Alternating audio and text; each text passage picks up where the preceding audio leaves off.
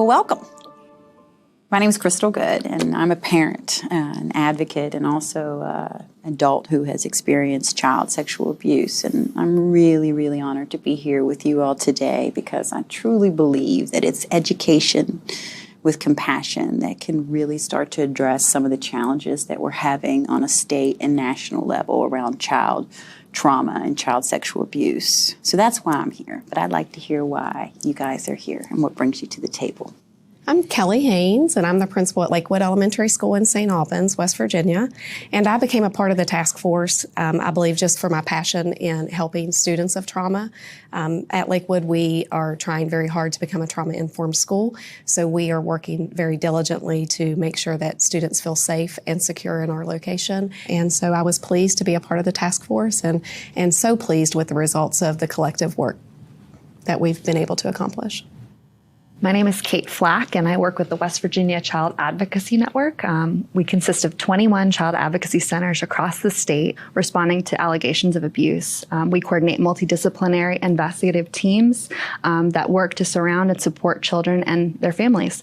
Our organization and our network was involved with the passage of Aaron Marin's law, and we've been a part of the task force to prevent child sexual abuse for several years now. And we've been very happy to see the incredible progress and partnerships that have been created to stand up and make a difference for kids in West Virginia who are experiencing this abuse. And personally, child sexual abuse has affected my family, and so it's something I'm very passionate about, and I truly believe that there's power in having school personnel involved in being part of the solution. Hi, I'm Jim McKay. I'm the State Director of Prevent Child Abuse West Virginia. We're a project of Team for West Virginia Children, and our mission is to create great childhoods for all West Virginia's children by strengthening families, by creating safe, stable, nurturing relationships, thereby preventing child abuse and neglect. And it's been an honor to work alongside the Child Advocacy Network and other advocates, and in particular survivors of child sexual abuse, to advance and advocate for passage of Aaron Marin's law, and then the creation of the task force on the prevention of child sexual abuse in West Virginia, and now enactment of this legislation with required training and updates to our mandated reporting legislation. We've been a small part of that in terms of our advocacy work and trying to bring together tools to help support educators and other school personnel in their role working on behalf as advocates for children. Hi, I'm Sarah Ballingy, and I'm a health teacher at Princeton Middle School in Mercer County.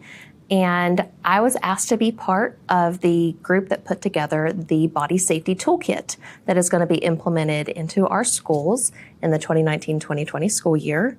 I was brought in with health teachers, special education teachers, principals, counselors, and then specialists from across the state to put together lessons and information that would make it so that teachers would be able to present this information in a way that would be comfortable and that would be thorough. So let me get this right. So we got Sarah, Yes. school teacher. Yes. We've got Jim, and your agency works on policy. And we also have local community partners and prevention teams in 44 counties across the state. Community organizing in West Virginia, right? We've got Kate with the Child Advocacy Center, known as CACs. Is that correct? We are CACs, and we're across the state. Across the state, and you work directly with families and children who have experienced or may have some concerns about child sexual abuse. Exactly. Correct. Okay, and we've got Miss Kelly, who's a principal at Lakewood Elementary School, and you're also on the front lines with seeing children every day who have experienced childhood trauma. Yes. Okay, thanks for being here.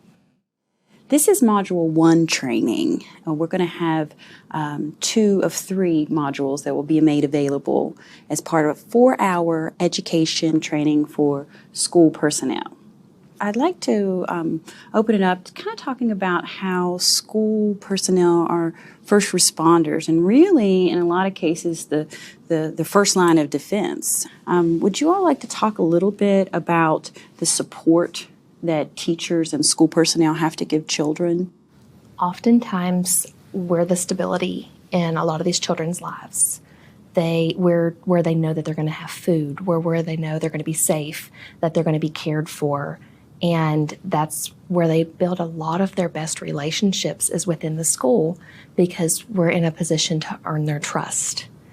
Not only are we dealing with trying to teach them, but we're also doing a lot of the things that traditionally had been taught at home and working with these kids. And it's almost like we are parenting them as well as teaching them while they're in the schools. Sarah, why is that? What's different? With the change in the demographics, we have a lot of kids who are not living with parents. Single-family homes isn't even a thing we worry about as much anymore. We have kids being raised by grandparents and great-grandparents and aunts and uncles, and quite a few who are in foster care and group homes as well. And they just don't have the stability at home that they have in the past. Kelly, you see this too. Yes, we do. We see it. It's just growing. It seems like it grows every day. In my particular school, we have about 30% of our students who are being raised by grandparents at this time, or some type of kinship relationship. And it's very difficult for grandparents to raise their grandchildren because they want to be grandparents. And so we have to step in and help in any way that we can. We notice kids come to school differently than they used to. They don't come ready to learn. They come ready to be loved. And it's our job as school personnel and to make sure that our children feel that love in our school. I'll just ask, why are so many grandparents and kinship fosterings happening? What's the catalyst for that? I feel like a big part of that is the opioid epidemic that we have in the state of West Virginia. And if you look at most of our cases, it is related to that cause. There are some that are not, but most of them are. And so when you talk about a child who's experiencing any type of trauma, usually one trauma leads to another, and they come to school with a complex set of issues that we have to be ready to love them and help them through. Very difficult for school personnel to handle those types of emotions from children when we know that, they come to school. We want them to be ready to learn, but until we have them ready to learn, we have to be ready to love them.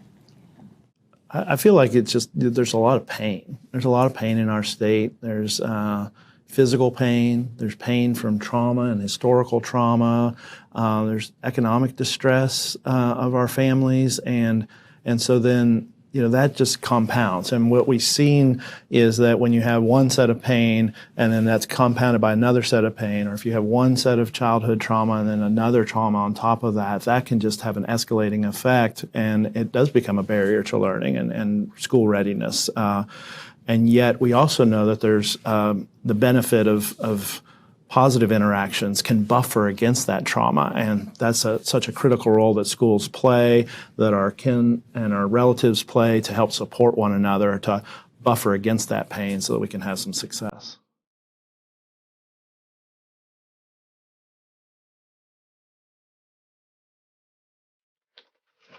Probably me sorting books is as basic as it gets.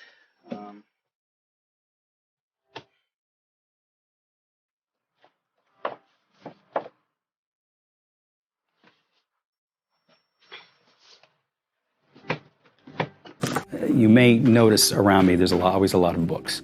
And so a lot of my survival has been finding passages from books. I'm always looking for something that I can share with kids or just get moved by myself.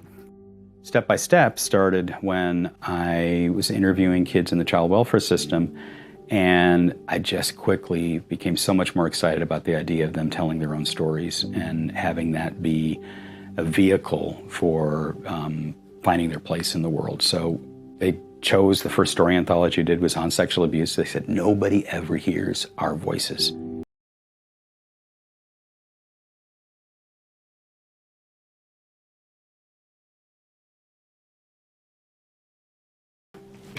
My name is Michael Tierney, and I'm a survivor of childhood sexual abuse.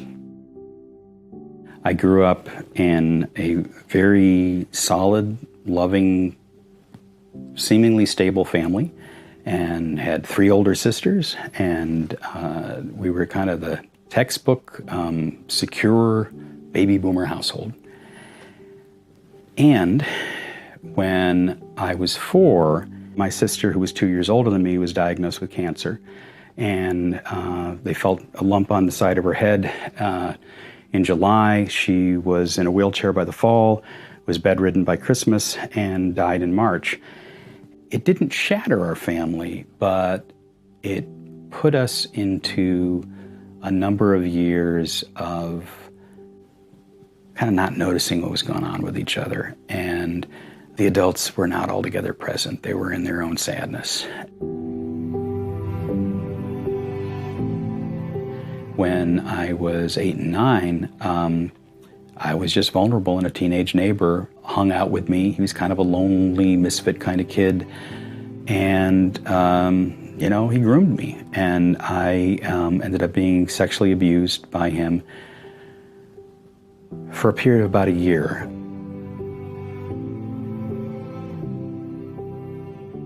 I have a distinct memory of saying no, and I'd like to think that that was when it stopped, but I think it really stopped because the family moved away. I have memories of being told by my abuser that, we're going to get in trouble, you can't let anybody know what's happening. I didn't want to add any more trouble into the household. It was just such a sad and overwhelming household, and I didn't really know what was going on with this, but I knew that it was bad and that it would make things even heavier. When I was 16, a number of things came to a head from a variety of trauma that I'd experienced. And some had to do with my sister's death, some had to do with the abuse. I became more and more depressed, and I went from the kid who was always waving his hand and had the first answer for, in a classroom, to being absolutely silent at the back of the room. And even though I was vulnerable enough that I was abused, I did have teachers that were caring and, noticed a teacher that encouraged me to be a writer in 3rd grade, and high school teachers that noticed my abilities. So the counterpart of that was there definitely were adults that believed in me. And even though it wasn't enough to get me some of the help I needed with some of the emotional challenges I was going through, that's a huge part of how I survived.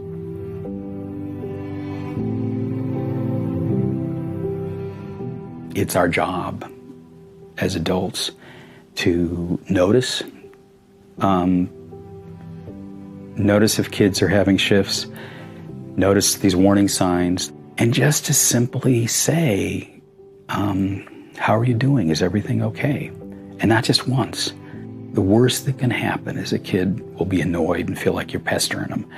But if somebody is afraid to tell, or somebody is so confused about what's going on, because it is terribly confusing. Even if they can't put words to it, they can say something doesn't feel good. And then you can get them the help that they need. And I'm also living proof that if you have loving, caring adults in your life and you get the support, this is not a death sentence. This is not a diminished life sentence. It's important for us all to realize that this stuff happens and can happen to any kid, but with just this little bit of care, we can also help people turn their lives around and really lead very rich lives.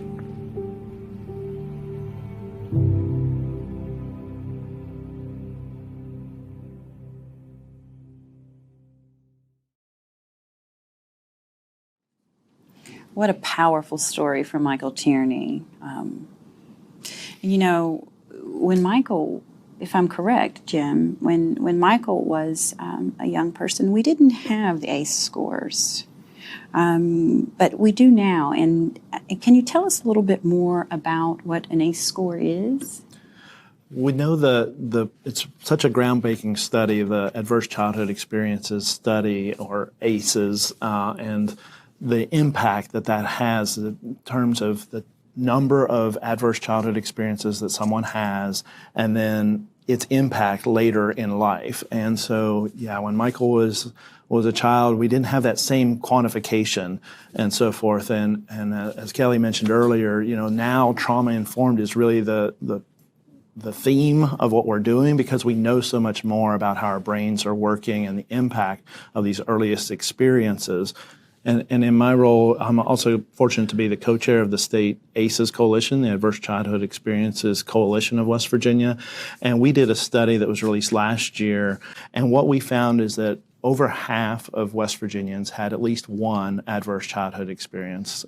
And 1 in 7 had 4 or more ACEs. And we know that's the level that when you really start to show a co-occurrence with increased risk of everything from obesity to asthma to COPD, as well as substance use disorder and other challenges, mental health challenges, dropouts, and so forth. So all of these are linked. But again, the good news, I'm going to be the good news guy, is that we know that there are protective factors, and that while this increases your risk, it does not predict what's going to happen. And, I'm not, Michael, our survivors who have led this charge are proof of that, because just because something bad happens, if you have the right support, it's not just up to you as an individual, but if you have the right support to build protective factors and have a sense of connection, then you can overcome these. We can overcome these by working together. But the impact is profound, and it does take us all working together to do something about it. How prevalent is trauma, and how do you see this playing against the ACE scores and the statistics that you have on hand?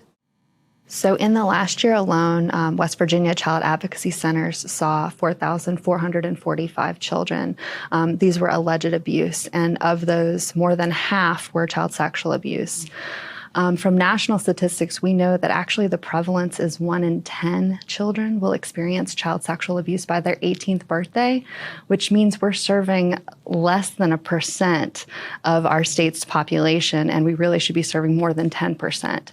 So the underreporting that happens is rampant, but those that we do see, there's tremendous amount of support and help that helps to build the resiliency against that specific trauma. We also see physical abuse, we see drug endangerment, we see exposure to pornography and depiction in pornography.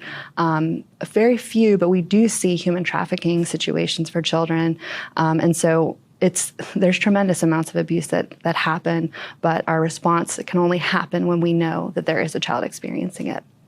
When kids are dealing with a trauma such as sexual abuse outside of school, they're not coming in to learn. They have difficulty with concentrating. They have difficulty with getting along with other people because they're dealing with so much outside of school.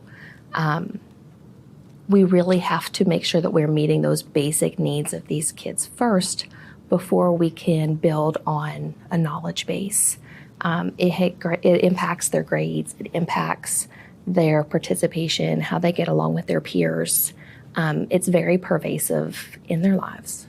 In my role as a principal, I see it in two ways, directly affecting my school, but also directly affecting every school in our county and throughout the state.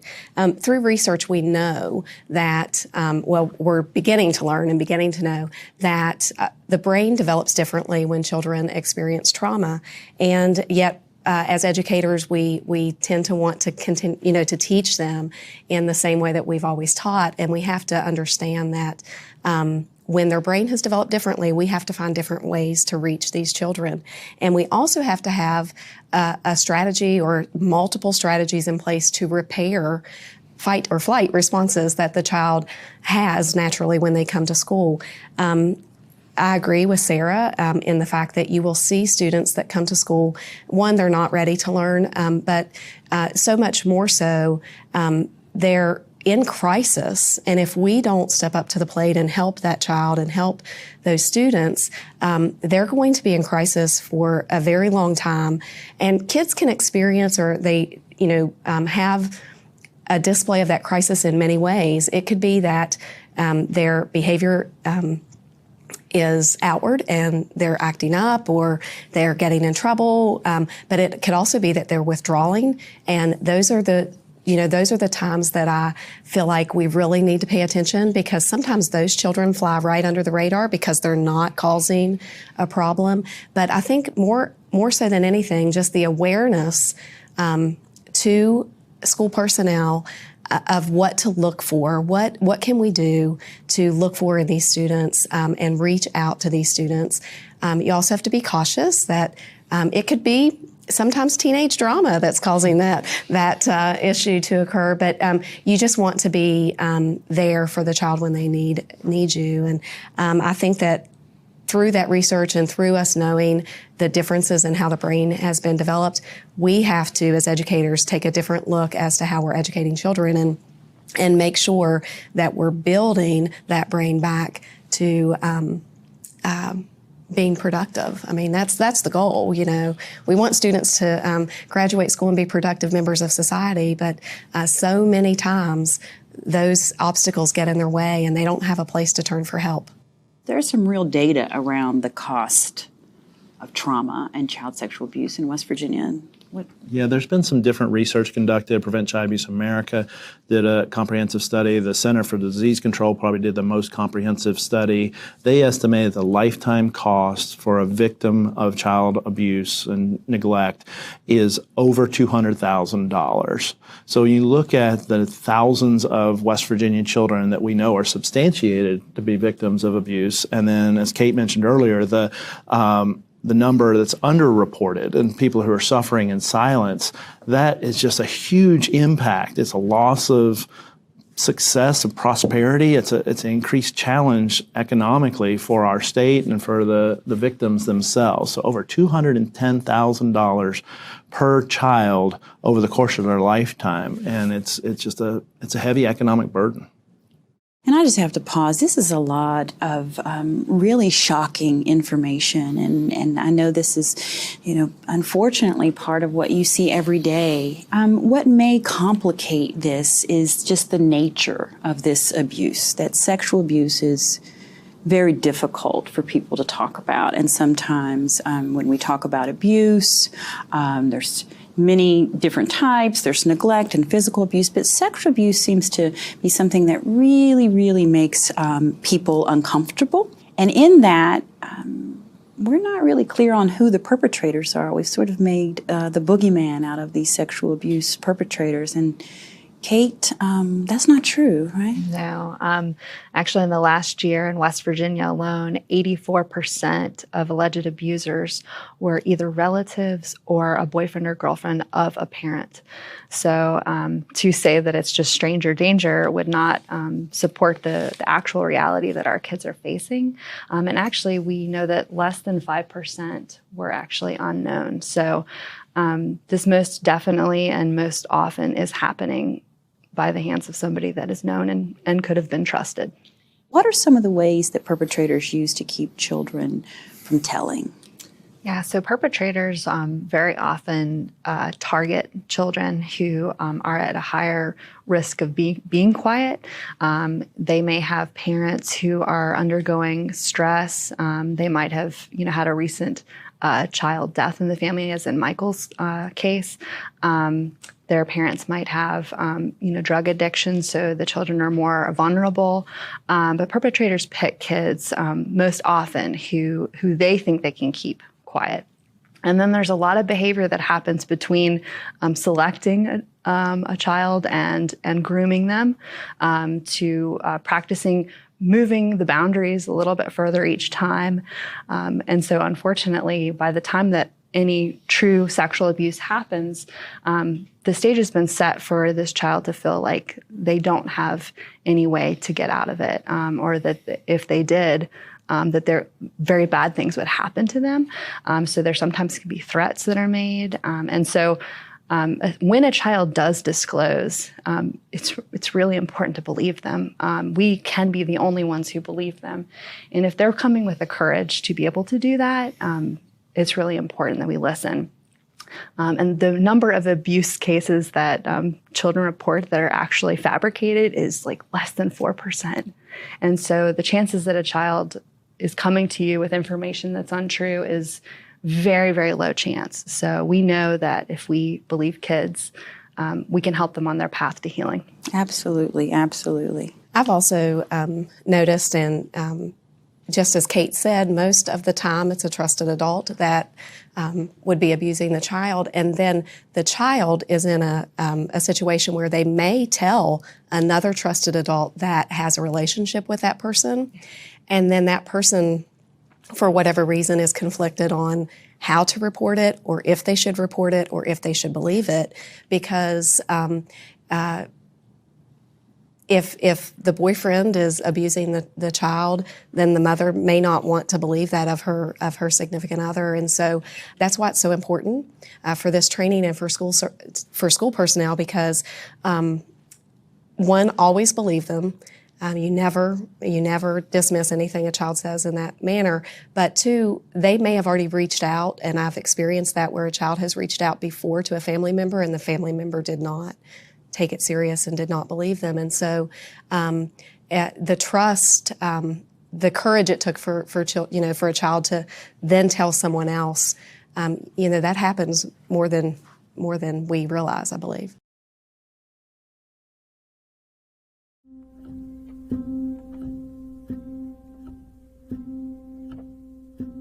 We live very close to the river.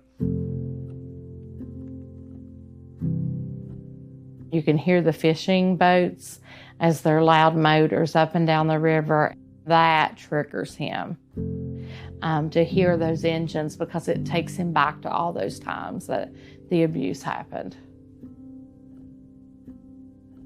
This is what I portray as a happy family. So this is overcoming the abuse, saying that we live really good now and we're all happy.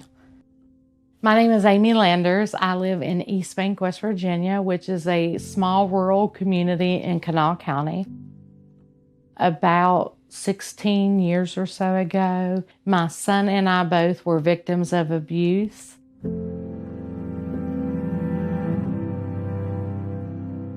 My son and I were driving to my parents one evening, and we stop at the stop sign, and he says, "Mom, I need to tell you something." And I was like, "Okay, honey, you can tell me whatever." He said, my husband's name at that time has been sexually abusing me.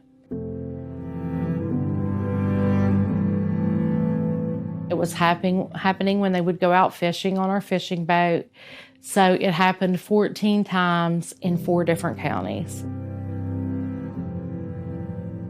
I froze at the stop sign and what am I going to do? So the only thing I knew to do was I turned down the street, let him out at my parents' house, and turned around and went to the police station. 2 days earlier, I had asked my husband to leave. So I think that gave him enough time to feel safe and comfortable that he could finally tell. We were one of the first people to use the Charleston Child Advocacy Center many, many years ago. The interviewer and my son were in a room playing with toys, doing drawings, things just normal to make that child feel welcomed and open and comfortable where they're at. And then he gave an interview, which lasted about an hour and a half. Before Child Advocacy Networks, a child was telling probably the police officer, because you called 911 probably first, or the local number years ago. And then they probably brought in, say, CPS, and you had to tell it again. And then they might have brought in the prosecutor, and then you'd have to tell it again. And then you went to court, and you'd have to tell it again. So this poor child could eventually, at the end, tell their story anywhere from 5 to 10 times. And so every time you tell that story, you relive that abuse. So having those centers, to me, is a lifesaver. That child only has to tell that story once. So they're emotionally not having to go through the trauma every time.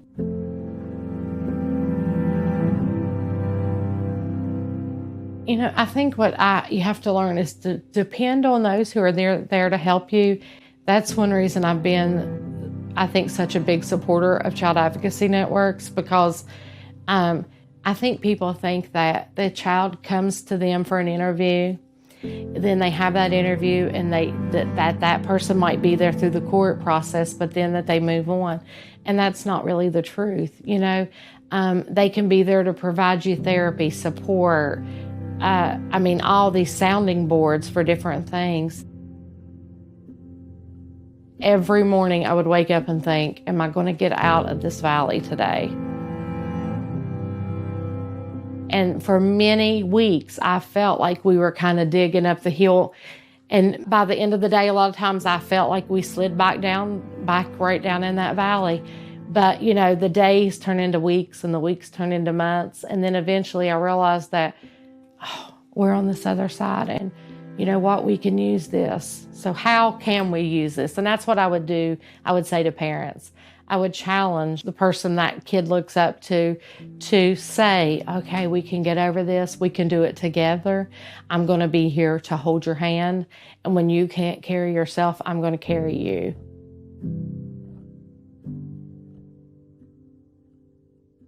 To see that person who went through so much to now be this awesome young man and such a good father.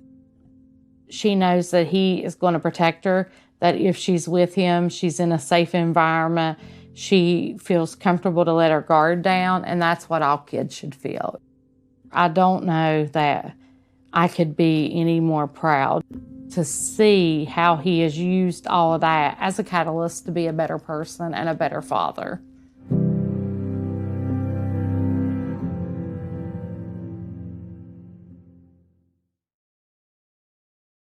It's incredible that Amy's son felt safe enough to tell her what's happening, and also incredible that Amy listened. I know that in my case, being a survivor of child sexual abuse, and I'm sitting here today to really help to educate. And I think that's what this training is here for. And it's really beautiful of how it came to be through Aaron Marin's law. Yeah, we would not be here today doing this training and educating folks about the importance of adult responsibility to protect children if not for the courage of survivors, including yourself, your testimony before House Education Committee and then to the task force. Brooke Drake, I want to bring her into this. She was a passionate advocate. She's an adult survivor of child sexual abuse from West Virginia, and she was not going to let lawmakers say no to this. She was at the state capitol. She was knocking on doors. She was talking to committee chairmen. She was rallying grassroots support of other parents and other survivors, and all following the lead of Erin Marin, who, herself a survivor who had suffered as a child of abuse and then has made it her life's mission to do something about that. So I'm just in awe of the courage of yourself, of Michael, of other survivors for carrying your story forward in a way that then really is going to make a difference. Aaron has been working and has successfully supported more than 30 states in passages of Aaron's Law. And it's really becoming a nationally valued conversation. And so West Virginia is not alone in implementing these efforts and making a stand for children. And I think we really will see some ripple effects to the next generations to come of our investment. This goes beyond just the schools. Part of Aaron's Law is, involved with a task force that's working with youth-serving organizations. It's working with higher education, so we're trying to get upstream and prepare educators so that when they get out into the front lines, they have the tools. And really, this is about making people aware of what already is in place, what services are in place, what prevention programs are in place. The child advocacy centers that exist around our state respond to child abuse. They coordinate teams to help these kids in the long term, both through criminal proceedings, through mental health support. And then we've got tons of other community-based resiliency resources. So when we are better at identifying things, reporting them, getting kids the help they need, we're going to see tremendous amounts of impacts for these children. And I think that's one thing that's a little different for what West Virginia has done with our Aaron's Law, as opposed to some of the other states where it's been focused almost exclusively on children and body safety requirements. We have intentionally, as the task force did its work over 3 years, tried to take a broad approach. What is our responsibility as adults to protect kids and help keep them safe? We know that school personnel are in a key role. You're on the front lines, but it also is youth service organizations, it's churches, it's congregations, it's early childhood programs, all of us working together. So all of those different groups were represented on the task force, digging in and considering these ideas. We're very thankful that the Department of Education and other school teachers and others have come together to develop these tools specifically, and they are going to help benefit youth service organizations and all of us working together. We had counselors and teachers and principals and then content specialists all the way from kindergarten through high school who got together and working together looking at the content standards and then just level appropriateness, went through and created this toolkit and outlined how to teach these things. Because when it comes down to it, a lot of people feel that they're not trained to teach these things. They don't have the knowledge to be able to teach these things. And it's an uncomfortable topic. And by giving everybody these tools to make it easier, saying this is what you need to teach, here's a way that you can do it, it's really going to open up and make it more accessible for everybody to be able to teach these lessons and to be able to make sure that their kids are informed. And how important it is, Sarah, that teachers feel equipped with the toolkit, able to go in and teach these lessons, or counselors. A lot of times we're faced with teaching children today that we weren't educated to teach. So part of our undergrad study or even our master's study doesn't prepare you for what you're going to encounter in the classroom. And so it's important for all stakeholders to be a part of coming together and creating those toolkits for teachers to be able to use and all school personnel to be able to use. And so that's why it's very important for this training. One, the awareness of, the law and what we need to look for in students, but two, what we're going to do when a child does disclose to us. And that's important for school personnel to know, because at that point, sometimes a staff member may feel at a loss as to what to do. So we have to equip them with the knowledge, and that's exactly what this training will do. I think it's fair to say we're here now. And even though I think 2 out of 3 teachers report that they haven't received training, but we're here now. And how do you think that this training is going to be able to really make a difference?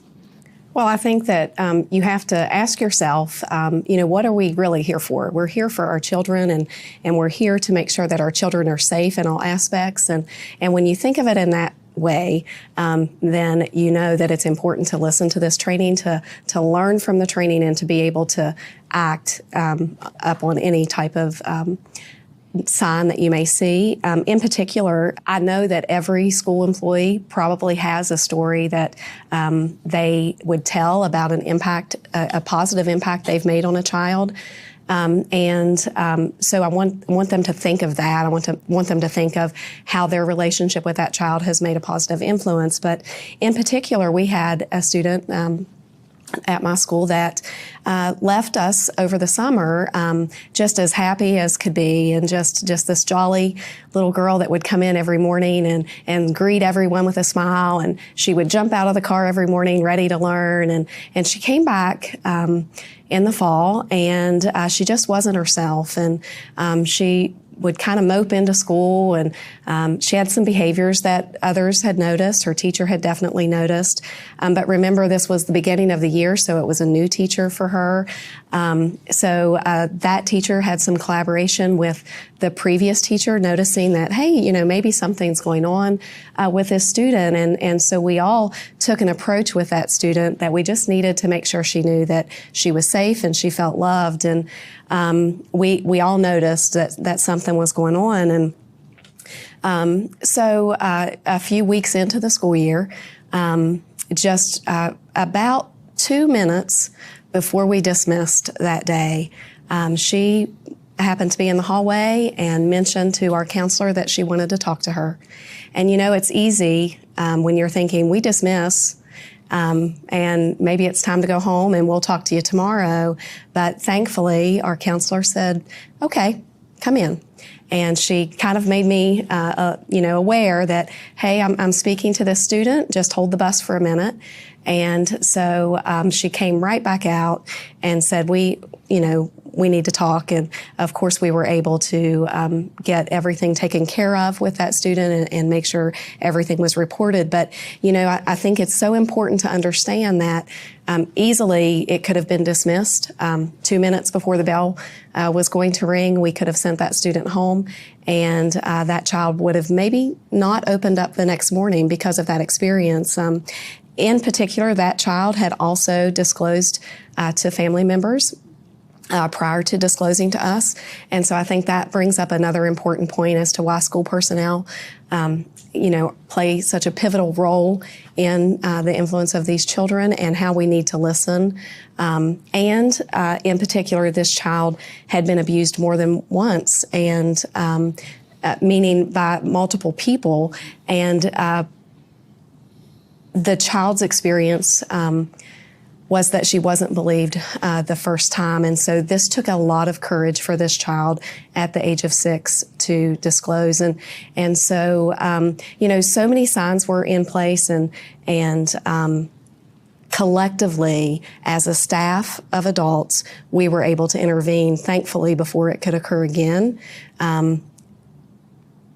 in her world. And it's just so profound when you think of the impact that you can have on the life of a child.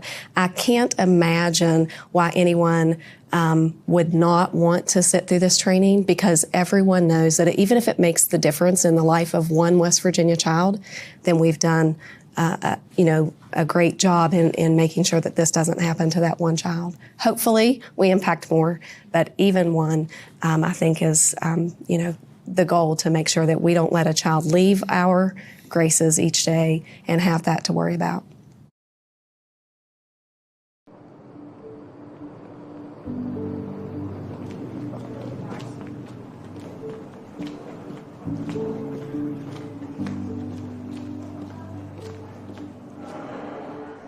At first, I was very hesitant. I didn't think I would want to open up everybody to my life and my story and kind of like the darkest things about me, because everyone's always just known me as Amber and like very outgoing and happy.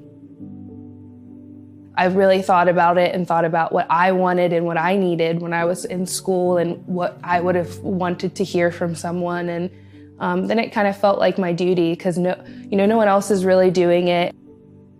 It does kind of suck, to trudge through those parts of my life. But it is worth it, because now, every assembly we've done, we have someone come up and disclose. And I could have very well been one of those children if I would have heard what I needed to hear at the right time. My name is Amber Higgins. I live in Morgantown, and I am a presenter and board member with the SHIELD Task Force, and I'm a survivor of child sexual abuse. I was around your guys' age when I was abused. The person that did this to me happened to be my best friend's father. So there's that statistic that we talked about earlier, right? The 90% of victims knowing their abuser. I knew mine very well. So he started doing things like, I came from a broken home and he knew that I didn't have a very good family dynamic, so he kind of created that dynamic. He made me feel like one of their kids. I went and did almost everything with them, spent holidays with them. He would buy me gifts just as if I was his own child. Whenever they do that grooming, then they'll push and push for more things. So the way that happened for me was my perpetrator thought it would be appropriate to tell me dirty stories that are only meant for adults. And I started to feel special, like I'm mature enough, I can handle hearing this. And as he would do that, he would say, okay, well, let me rub your feet. And he made that seem like such a normal thing in his home. He did it for his daughters. I thought, okay, well, this is just normal. This is what real families do. And then he would push that boundary, right?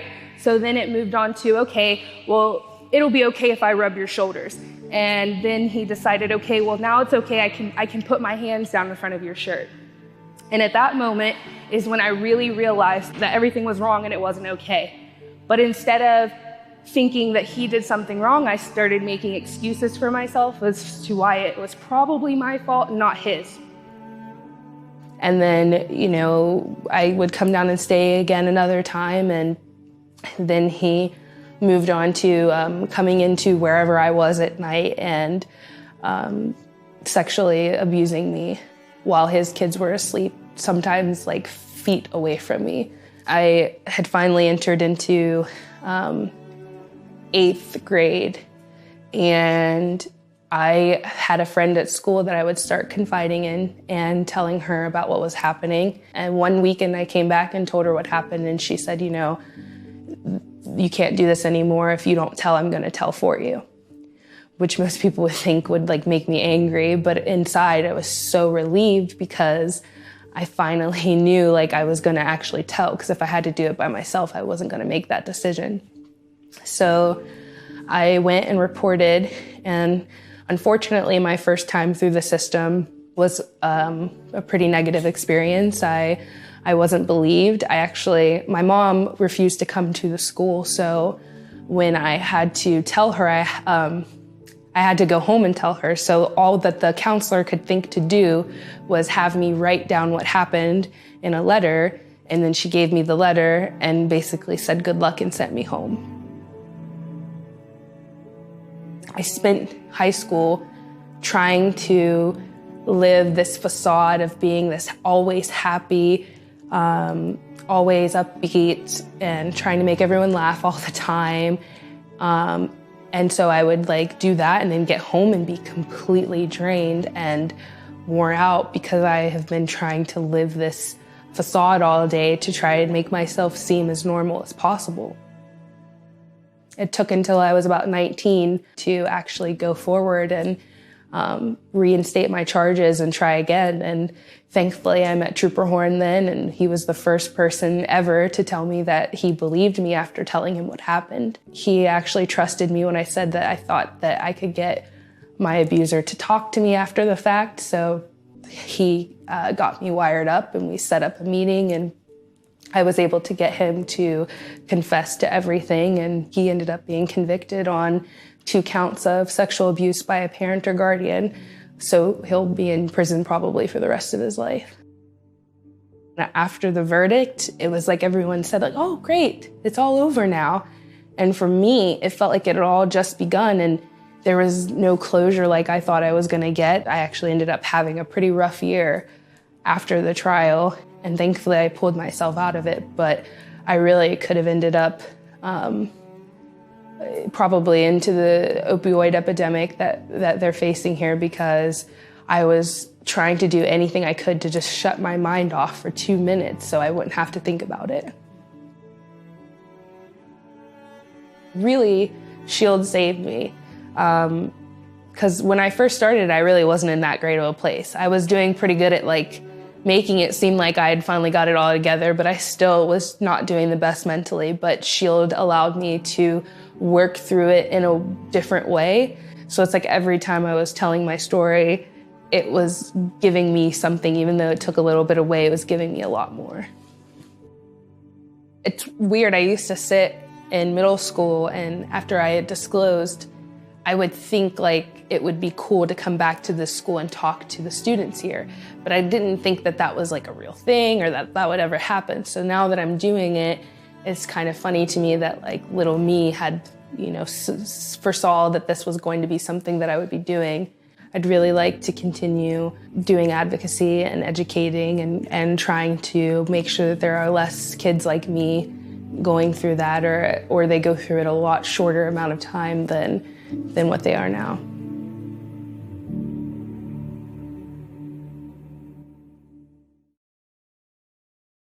Amber had justice from the court system, and I too found some relief when my perpetrator was found guilty. And I think the relief that I felt, and what we learned from Amber's story, is that there is so much in being believed.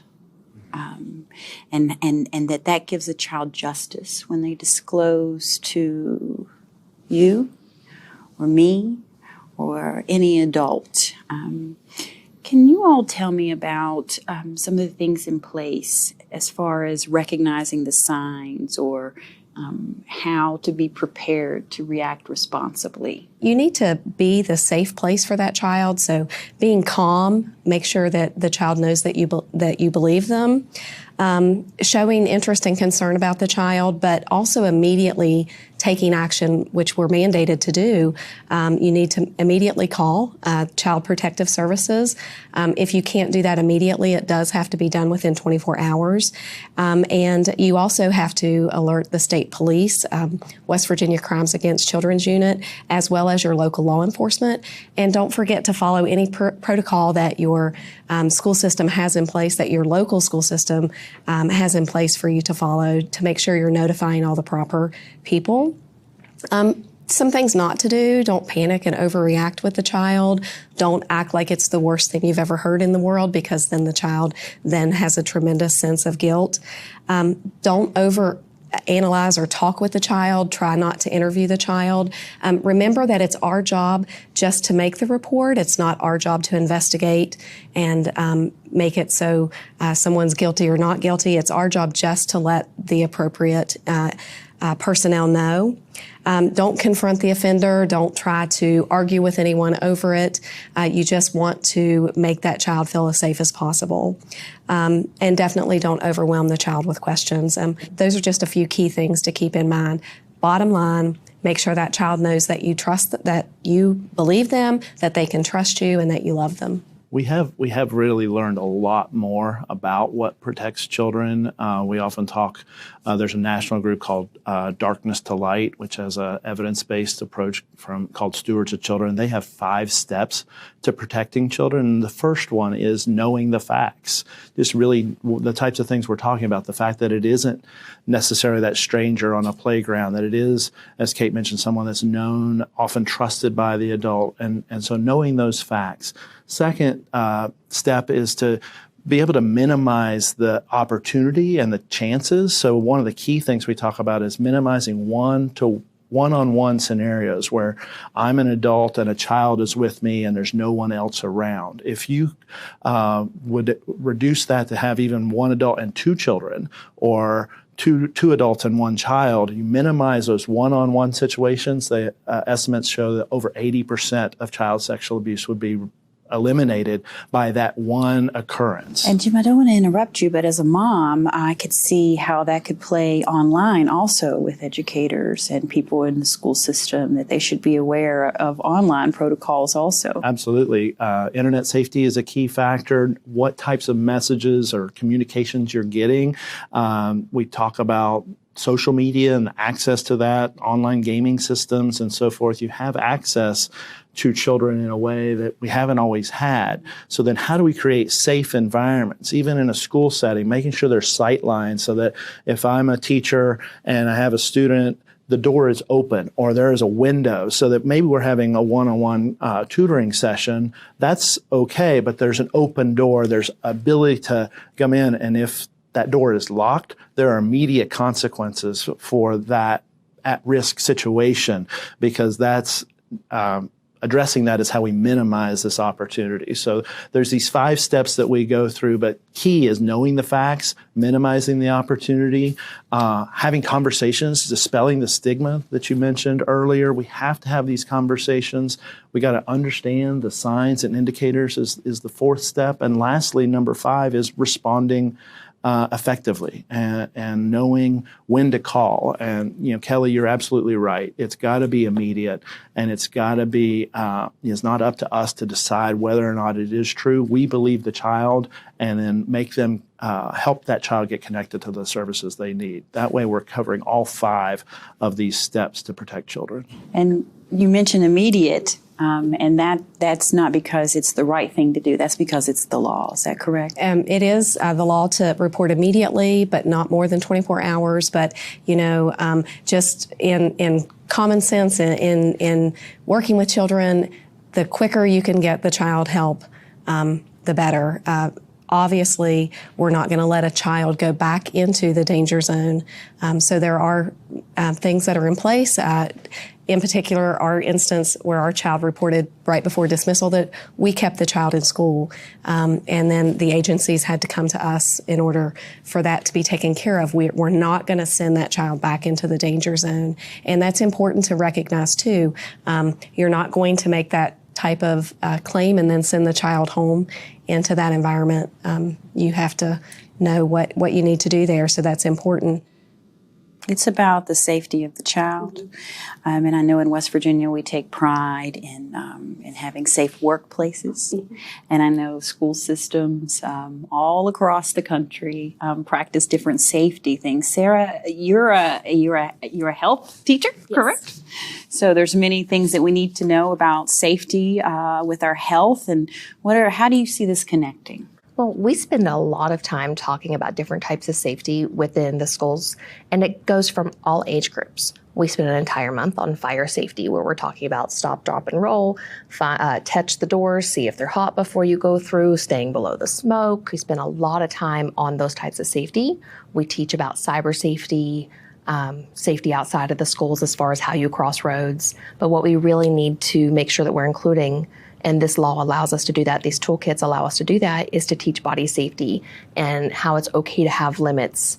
And when somebody crosses those limits, this is what needs to happen, and that you can report. These are people that you can report to, and that you have the right to say no, and you have the right to stand up for yourself. And we really need to make sure that we're including that because it's important. I think the bottom line is in education, we have to be advocate for the child in all cases, whether it be academic or whether it be emotional. You always want to make sure that if you err on the side of caution with the child. And I think that's very important to bring up in this case. It's never wrong to report. Again, it's not our job to determine guilt or innocence, but we have to report in order to make sure that child is safe. And I just want to reiterate that we are the advocate for the child, not for the parent, not for the family, and not for the teachers or our school personnel at that point. We are the advocate for the children in our building, and we have to treat them as such. They have to be our first priority. But we also have to make sure that we're maintaining confidentiality, right, and that we're not discussing this with other people. Right. That child deserves privacy. Exactly right. And we need to make sure that we're maintaining that. Some of the folks listening today may be for the first time aware of their own traumas, or maybe they experience sexual abuse, and this type of training can be, I believe, what they call triggering for folks. And so what are some of the resources that if anyone's listening to this and may have a memory or be even ready to start to disclose, what are some of the resources that are out there for adults? Well, there's a 24/7 RAIN hotline that people can call. And then also there are rape crisis centers all across our state where there are advocates who are trained to support people who are remembering traumas or dealing with traumas in new ways. And they can connect you to resources and communities, including trauma-focused cognitive behavioral therapies and other things that help build people's resiliency to trauma.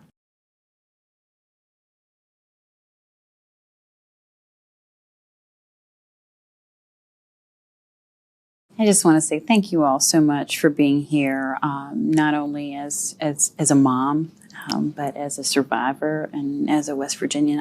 I know that healing is a process, and that when a child is abused, that not only does the child suffer, but there's a family, and there's school, and there's a community. Everyone is affected by a child being abused. And here in West Virginia, I always like to say that West Virginia starts with we. Mm-hmm. And we are all part of the solution. So thank you all for being here and sharing your information and your stories of experience, strength, and hope. So thank you. Thank you for having us. I want to echo that as far as a thank you to the educators in particular. Kelly, you were a key part of the testimony and presenting these recommendations, and it became real because of the work of your staff to recognize that child's concern, and to have that just really long day that you discussed, but to get that child the care that she needed in conjunction with the Child Advocacy Center for your work on the Body Safety Toolkit and the other educators who were part of that. Even just thinking about the bus drivers. I mean, Delegate Moy spoke, he's a bus driver, and he spoke during the advocacy for this, and he says, this wasn't a challenge that we chose. It came to us as schools, but we are dealing with it, and this is helpful for us. And we could not, as content experts or whatever we are in our role, we could only be so this level of effectiveness, but partnering with educators and school personnel and lifting that voice of survivors, that's how we can make this successful. Thank you. And I agree, and thank you. You know, so many times we see students come to school and fight these battles on their own, but what we really notice is when a community of people can come together and help children, that's when they have their best chance, and that's when they have their best survival. And so, you know, we see it all the time. We see students who come through our doors, and when they leave our doors, we know that they're going out better than what they came. And as educators, we can't do that alone. We have to have our community involvement and our community support, and so we appreciate you as well. And I just want to say thank you on behalf of the Child Advocacy Centers, because if there weren't children who felt that there were people around them that they could talk to, there wouldn't be any children coming through our doors that we would be able to support in their lifelong healing. And so we are here, we are ready to continue that support, and we're so grateful for the partnerships that we've been able to have through this law. Yes, takes a village. It definitely does.